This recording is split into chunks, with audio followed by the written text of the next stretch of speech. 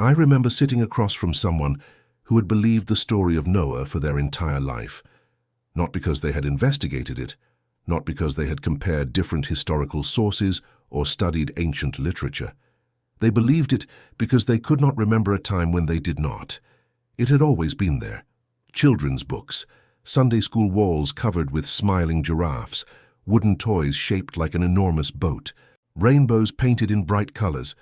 It was presented as one of the safest stories anyone could hear. Then one day someone asked a question so simple it sounded almost childish. If you had never heard this story before, and someone handed you the text without telling you it came from the Bible, would you actually think it described literal history? Or would you assume you were reading an ancient symbolic narrative, trying to communicate something about justice, survival, corruption, and hope? That question unsettled him far more than years of criticism ever had, because it bypassed arguments and went directly to habit. Most of us rarely notice how much familiarity shapes what feels obvious. We mistake recognition for evidence. The human brain is remarkably efficient at turning repetition into certainty. If you hear something often enough from people you trust, it gradually stops feeling like an idea and starts feeling like reality itself.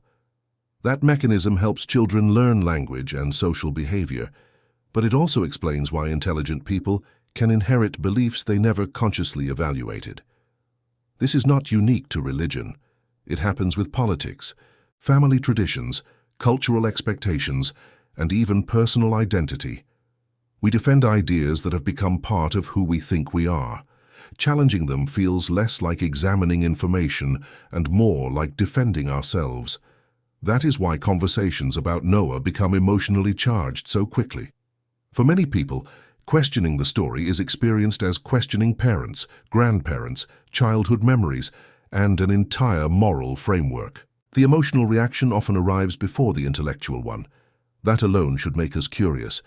If a belief cannot even be examined without feeling like betrayal, perhaps the real subject is not the flood, but the psychology of belonging. Imagine hearing the narrative with completely fresh ears. Humanity becomes so corrupt that God decides to destroy nearly every living thing through a catastrophic flood, while preserving one righteous family and representatives of the animal world inside an enormous vessel. It is dramatic, unforgettable, and morally provocative. But the moment you begin asking ordinary questions instead of sacred ones, the certainty starts to wobble. Not because the story necessarily becomes false, but because it becomes far more complicated than many of us were taught. Ancient literature often speaks in symbols, exaggerations, and archetypes. Modern readers, especially in the last few centuries, have developed a habit of treating every sentence as though it belongs in a scientific report. Yet the people who first encountered these narratives lived in a world where history, theology, poetry, memory, and symbolism frequently overlapped. Their goal was not always to satisfy the expectations of 21st century historians. They were trying to explain why the world feels broken, why justice seems delayed, why evil spreads so easily, and why hope refuses to disappear completely. The first uncomfortable realization is that these questions matter whether the flood happened exactly as described or not. That does not settle the historical debate. It simply changes the conversation.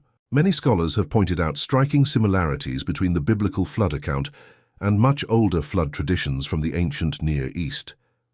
Civilizations in Mesopotamia preserved stories involving divine judgment, massive floods, chosen survivors, and boats long before the final form of the biblical text emerged. Some see this as evidence that the biblical account borrowed from earlier traditions. Others argue that multiple cultures independently preserved memories of a real catastrophic event that inspired similar stories. Still others believe shared themes reflect common human experiences with devastating regional floods that became legendary over generations. Notice something important. None of these possibilities automatically destroys the biblical narrative, but neither do they allow us to pretend the conversation is simple. Reality becomes more layered than either absolute certainty or complete dismissal. Human beings often dislike complexity because complexity forces humility. Certainty is emotionally comfortable. It gives us the illusion of control. Humility reminds us how little we actually know. Think about how memory works inside a family. Ask 3 siblings to describe the same childhood event 20 years later. You will often receive 3 different stories. Nobody is necessarily lying. Memory does not function like a perfect recording device. It reconstructs experiences using emotion, identity, and later interpretation. Now imagine memories passed across generations before modern writing became widespread. Stories evolve, details become sharper, symbolism grows richer, heroes become clearer, villains become darker. This process is observable across cultures throughout history. Recognizing it does not require rejecting everything ancient people wrote. It requires respecting both the power and the limitations of oral tradition. Then there is the practical side of the narrative that continues to provoke debate. Questions about the number of animal species, the logistics of caring for them, the dimensions of the ark, food storage, waste removal, genetic diversity after the flood, and the geological evidence expected from a worldwide catastrophe have occupied scientists, historians, engineers, archaeologists, and theologians for generations. Different communities answer these questions differently. Some defend a global flood using specific scientific models. Others argue that the event was regional, but experienced as universal by those who survived it. Others understand the entire narrative primarily as theological literature rather than literal history. What often surprises people is not that disagreement exists, but that disagreement has existed for a very long time. The assumption that every serious believer has always interpreted Noah in exactly the same way simply does not match the historical record. Interpretation has always been more diverse than popular imagination suggests. Yet perhaps the most revealing question is not whether the ark could float, but why we become so emotionally invested in proving one interpretation at all costs. Psychology offers an interesting clue. Human beings crave narratives that explain chaos. We are uncomfortable living inside randomness. When disaster strikes, we instinctively search for meaning. Ancient flood stories gave people a framework for understanding overwhelming destruction. They transformed chaos into narrative. They suggested that suffering, however terrifying, existed within a moral universe rather than meaningless accident. Whether one accepts the theology or not, the psychological function is undeniable. Stories help us survive experiences that raw facts alone cannot carry. Consider someone who loses everything in a hurricane today. They often tell the experience as a story afterward, not because stories erase pain, but because stories organize pain. They impose sequence on confusion: beginning, crisis, survival, meaning. That pattern appears everywhere because the human mind naturally searches for coherence. Ancient civilizations did the same on a much larger scale. They asked why floods happened, why civilizations collapsed, why innocent people suffered alongside the guilty, why rebuilding seemed possible after unimaginable loss. Those questions remain painfully modern. The difference is that we often imagine ourselves to be less symbolic than our ancestors, even while constantly creating narratives about ourselves through social media, politics, careers, and personal identity. We have not stopped telling stories. We have simply changed their vocabulary. Another uncomfortable layer emerges when we examine confirmation bias. Once we decide that Noah must be literal history, every discovery becomes supporting evidence. Once we decide the opposite, every difficulty becomes proof against it. In both cases, the conclusion often arrives before the investigation. The human brain excels at collecting evidence for positions it already prefers. That is not a religious problem. It is a human problem. Studies repeatedly demonstrate that intelligence does not necessarily eliminate bias. In many cases, it strengthens it because intelligent people become better at defending existing beliefs rather than questioning them. We assume reasoning leads belief, when belief frequently leads reasoning. That realization should make everyone, regardless of worldview, a little less arrogant. Imagine 2 people walking into the same museum exhibit about ancient civilizations. One hopes to confirm scripture, the other hopes to disprove it. They observe identical artifacts, yet leave convinced they have witnessed opposite conclusions. Neither person necessarily fabricated evidence. They simply interpreted ambiguous information through different expectations. The story of Noah becomes a mirror, reflecting the interpreter as much as the text itself. That is why debates rarely change minds. They often function as performances for audiences who already agree. Real transformation usually begins privately, when someone becomes willing to ask questions without immediately demanding comforting answers. That process is lonely, because communities reward confidence more readily than uncertainty. Few people receive applause for saying they need more time to think. Yet intellectual honesty often begins exactly there. There is another detail many people overlook. The Noah story does not begin with water. It begins with human behavior, violence, corruption, moral collapse. The flood is presented as the consequence rather than the subject. Whether one interprets that literally or symbolically, the emphasis remains surprisingly consistent. The narrative asks what happens when societies lose their moral center. Ancient audiences likely focused on that question far more than modern arguments about zoology or geology. We sometimes become so fascinated by whether animals entered 2 by 2 that we forget the deeper challenge aimed at humanity itself. Stories endure not merely because they report events, but because they continue exposing patterns in human nature. We still wrestle with greed, cruelty, tribalism, indifference, and power. We still wonder whether civilizations can destroy themselves from within. We still hope that renewal remains possible after catastrophe. Those themes remain recognizable because they describe people rather than ancient architecture. Perhaps that explains why flood stories appear in so many cultures. Water becomes a powerful metaphor because it simultaneously destroys and cleanses, terrifies and renews. Symbols survive precisely because they continue speaking across generations, even when historical details remain debated. None of this proves the story false. None of it proves the story true in a literal historical sense either. Instead, it reveals something many people find surprisingly difficult to accept. Reality is often more intellectually demanding than certainty allows. The moment we stop forcing ancient texts into modern categories, the conversation becomes richer, stranger, and more honest. Maybe the greatest challenge hidden inside the story of Noah is not deciding whether every detail happened exactly as written. Maybe the greater challenge is recognizing how desperately we want simple answers, in a world that keeps presenting complicated questions. If this conversation has reminded you that asking better questions is often more valuable than defending automatic answers, then stay with this journey, subscribe, and keep exploring ideas that deserve more curiosity than certainty. I remember another conversation that changed the direction of everything. It did not happen inside a church or a university. It happened over dinner, when someone quietly admitted something they had never said out loud. They confessed that they were no longer afraid of difficult questions. They were afraid of where honest answers might lead.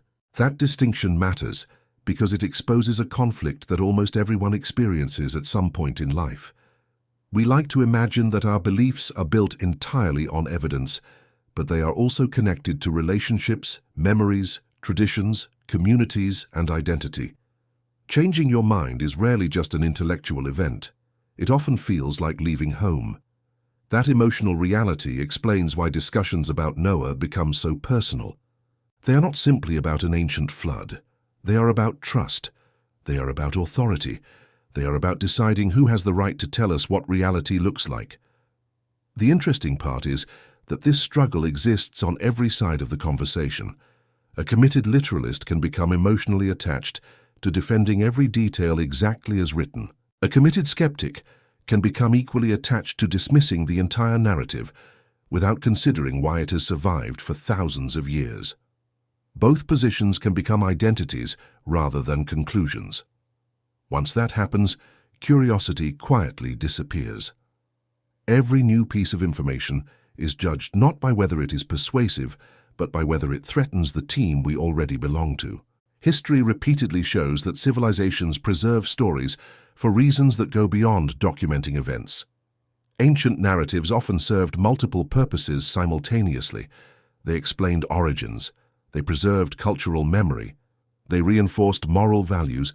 They helped communities understand suffering. They connected generations through shared identity.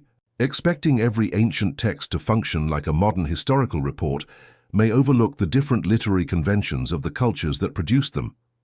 Many historians and biblical scholars therefore examine not only what a text says, but how it communicates and why it was meaningful to its original audience.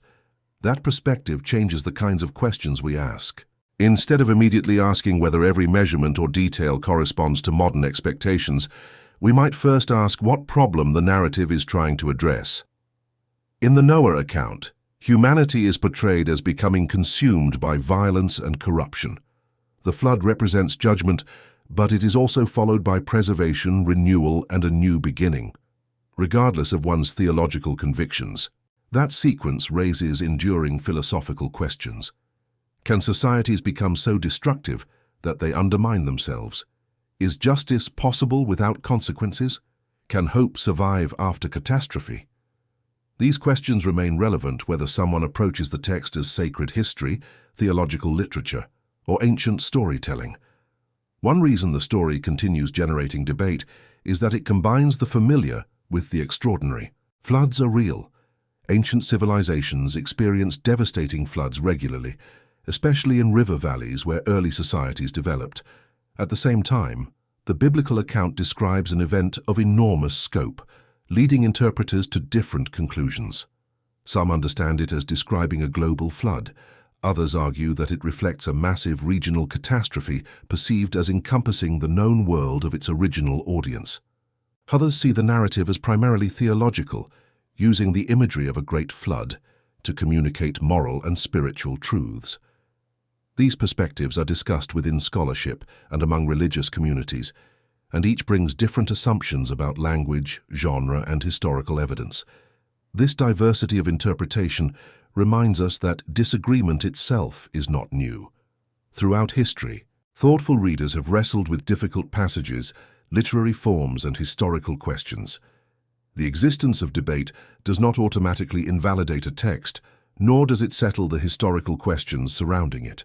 Instead, it illustrates how complex influential works can be. Psychology offers another insight into why stories like Noah's remain powerful. Human beings naturally organize experience through narrative. We rarely remember isolated facts. We remember stories that connect events through cause, conflict, and resolution. This tendency shapes personal identity as much as cultural memory. Ask someone to explain who they are, and they will usually tell a story rather than recite a list of facts. They describe childhood challenges, turning points, relationships, successes, and failures. Narrative is how people create continuity in their lives. Because stories carry meaning so effectively, they also become central to communities. Shared narratives strengthen social bonds and create common reference points. That process is not unique to religion. Nations preserve founding stories. Families preserve stories about grandparents. Organizations preserve stories about their origins. Even companies cultivate narratives about innovation or resilience. These stories help people understand where they belong. This is why questioning a foundational story often feels emotionally significant. It is not simply about evaluating historical claims. It can feel like reconsidering the foundations of a community or even one's own identity. Recognizing this emotional dimension does not tell us which interpretation is correct, but it helps explain why conversations sometimes become defensive before the evidence has even been discussed. Another important distinction involves the difference between sincerity and accuracy. People can be completely sincere and still reach different conclusions. Throughout history, thoughtful individuals have defended incompatible positions with equal conviction. Confidence alone cannot determine whether a belief is true. The same principle applies beyond religion. Confident investors lose money. Confident scientists revise theories. Confident political leaders make serious mistakes. Human certainty is not the same as objective reality. That realization can be uncomfortable because certainty feels psychologically rewarding. It reduces anxiety. It creates stability. It simplifies decisions. Yet intellectual humility often requires accepting that some questions remain open to investigation and debate. The Noah story also illustrates another recurring feature of human thinking. We often judge the past according to expectations shaped by the present. Modern readers are accustomed to scientific classification, precise chronology, standardized measurement, and technical description. Ancient authors operated within different literary traditions. Their priorities frequently emphasized theological meaning, moral instruction, and cultural memory alongside historical recollection. Recognizing these differences does not require abandoning historical inquiry. Rather, it encourages careful interpretation that considers the original context of the text. Perhaps the most enduring lesson from the discussions surrounding Noah is not that everyone should arrive at the same conclusion. It is that thoughtful examination is more valuable than inherited certainty. Whether someone ultimately views the account as literal history, symbolic theology, or something in between, the process of asking careful questions can deepen rather than diminish understanding. The story continues to invite reflection because it addresses themes that remain deeply human: the consequences of violence, the hope of renewal, the search for justice, and the challenge of rebuilding after profound loss. Those themes resonate across cultures and generations precisely because they speak to experiences that extend far beyond the ancient world. If this exploration has encouraged you to examine familiar ideas with fresh eyes, continue asking careful questions, weighing evidence thoughtfully and remaining open to complexity. Subscribe if you want to keep exploring history, psychology, philosophy, and influential texts with the same commitment to curiosity over certainty. There is one final question that tends to linger long after the debate about Noah ends. It is not whether every animal could fit inside the ark. It is not whether enough water covered the earth. It is not even whether archaeologists will someday uncover evidence that settles every historical disagreement. The question is much more personal. Why are human beings so drawn to stories like this in the first place? That question reaches beyond any single religion because every civilization has preserved narratives that explain where people came from, why suffering exists, and whether hope can survive disaster. The details vary across cultures, but the impulse is remarkably consistent. Human beings search for meaning, we search for patterns, we search for reasons that life feels both beautiful and unfair at the same time. The story of Noah has endured because it addresses those universal questions through a narrative powerful enough to remain recognizable thousands of years after it was first written down. Whether someone approaches it as sacred history, theological literature, or an ancient cultural tradition, it continues to provoke reflection because it asks what kind of world people create through their choices. That may explain why conversations about Noah often become conversations about ourselves. We rarely argue only about the text. We argue about justice. We argue about morality. We argue about whether evil should have consequences. We argue about whether humanity is fundamentally capable of destroying itself. Those questions remain painfully relevant. Every generation witnesses war, corruption, exploitation, and cruelty. Every generation also witnesses compassion, sacrifice, forgiveness, and remarkable resilience. The tension between those realities is part of what gives ancient stories their lasting influence. They provide a framework through which people attempt to understand the recurring patterns of human behavior. Even if someone ultimately concludes that the flood narrative should not be read as literal global history, they still have to explain why the story has continued to shape literature, law, philosophy, ethics, and culture across centuries. Likewise, someone who accepts it as historical still faces important interpretive questions about genre, context, language, and theology. Neither position eliminates the need for thoughtful study.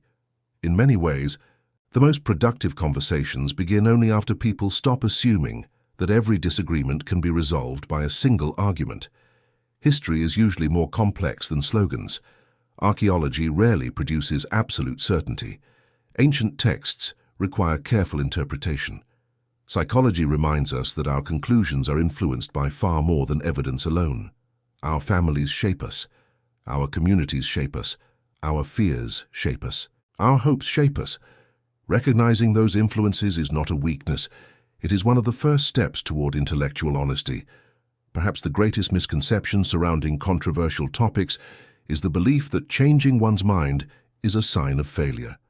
In reality, history celebrates people who were willing to revise their understanding when confronted with better evidence or deeper insight. Scientific knowledge advances because theories are tested rather than protected. Historical understanding improves because new discoveries challenge earlier assumptions. Personal growth often begins when someone becomes willing to admit that certainty arrived too quickly. That does not mean every long-held belief is wrong. It means every belief deserves the humility of examination. The story of Noah illustrates this principle remarkably well because it sits at the intersection of history, literature, theology, philosophy, archaeology, and psychology. Few narratives invite so many different disciplines into the same conversation. Each contributes something valuable. Historians ask about the ancient world. Archaeologists investigate material evidence. Literary scholars examine narrative structure and symbolism. Theologians explore spiritual meaning. Psychologists examine why stories influence human thought and behavior so deeply. None of these perspectives alone captures the entire picture. Together, they remind us that understanding is usually richer than simple certainty. There is also something worth remembering about disagreement itself. Civil discussion is possible without requiring complete agreement. Two thoughtful people can examine the same evidence and reach different conclusions while remaining intellectually honest. That possibility is easy to forget in a world where public debates often reward confidence more than nuance. Yet genuine learning depends on the willingness to distinguish between evidence, interpretation, and personal conviction. Those categories are related, but they are not identical. Separating them allows difficult conversations to become more productive and less personal. In the end, perhaps the most important lesson is not about proving or disproving one ancient narrative. It is about developing the habit of asking better questions. Better questions slow us down before we assume. Better questions encourage us to examine our own reasoning with the same care we apply to the reasoning of others. Better questions remind us that sincerity deserves respect, but evidence deserves careful attention. Better questions help us avoid confusing familiarity with truth, confidence with accuracy, or tradition with automatic certainty. That mindset does not require abandoning faith, nor does it require abandoning skepticism. It requires something both perspectives can value: intellectual integrity, the willingness to follow evidence carefully, acknowledge uncertainty honestly, and treat opposing viewpoints fairly is one of the most demanding forms of courage. It asks us to care more about understanding reality than protecting our pride. Whether the story of Noah ultimately represents literal history, theological narrative, symbolic literature, or a combination interpreted in different ways by different communities, it has already accomplished something remarkable. It continues to make people think. It continues to generate questions that cross generations and cultures. It continues to challenge readers to reflect on justice, responsibility, hope, and the consequences of human choices. Very few ancient texts remain capable of doing that after so much time has passed. Perhaps that enduring influence is itself worth examining with the same seriousness we bring to every other part of the discussion. The most valuable conversations are rarely the ones that end with absolute certainty. They are the ones that leave us thinking more carefully than we were before. If that is the kind of conversation you want more of, stay curious, keep questioning your own assumptions as much as everyone else's, and subscribe to continue exploring history, psychology, philosophy, and influential ideas with an open mind and a commitment to careful reasoning above easy answers.